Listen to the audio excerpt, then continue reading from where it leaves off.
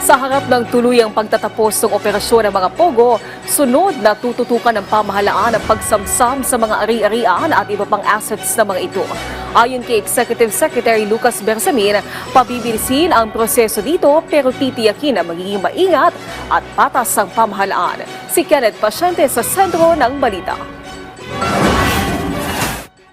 Kasunod ng pagkansela ng pamahalaan sa lahat ng lisensya ng POGO sa bansa simula noong December 15, minamadali na ng pamahalaan ang proseso ng forfeiture o pagsamsam ng POGO sites na pabor sa pamahalaan.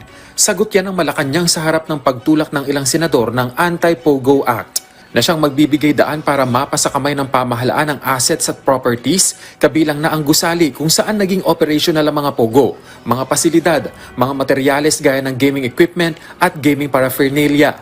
Ayon kay Executive Secretary Lucas Bersamin, mayroon naman ng batas ukol sa forfeiture ng mga ari-arian na dawit sa anumang krimen, kaya hindi na rin daw kailangan pang magbaba ng direktiba ng Pangulo ukol dito.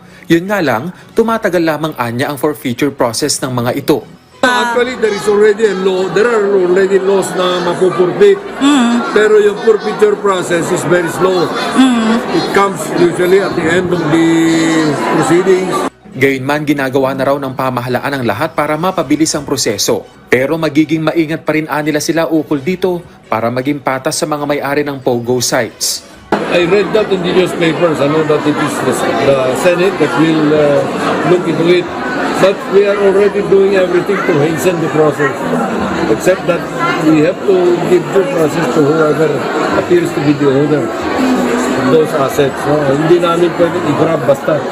But we have already in place existing laws and regulations about the forfeiture. Nang tanungin naman kung saan balak gamitin ang mga masasamsam na ari-arian, tugon ng palasyo. Any kind of purpose that is legit for government to use these properties. Kahapon, isinara ang pinakamalaking POGO hub sa Island Cove sa Kawit, Cavite sa pangunguna ng DILG, PAGCOR, PAOK at PNP. Matatandaang mariin ang naging direktiba ni Pangulong Marcos Jr. sa kanyang ikatlong State of the Nation address sa pagban ng mga POGO sa bansa.